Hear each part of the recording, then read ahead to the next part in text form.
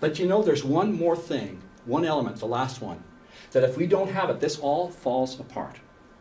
And it's an above average demonstration of collectively respectful and transparent leadership. Millennials want to be treated with respect, and they expect that. A level of human dignity, in the words of Abraham Lincoln. They want to trust their leaders. They don't expect perfection, but they expect a degree of transparency and integrity so they can trust them. At the same time, it needs to be collectively consistent, above average across the board. And here's why.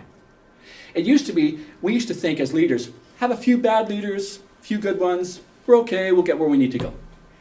It doesn't take us where we need to go now.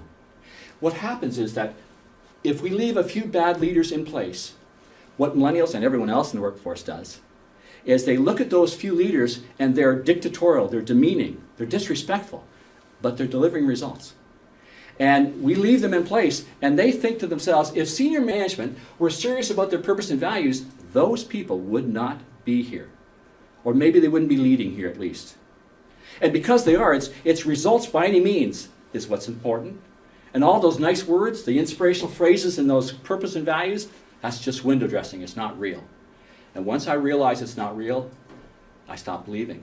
And once I stop believing, I stop contributing and engaging to the degree I would before.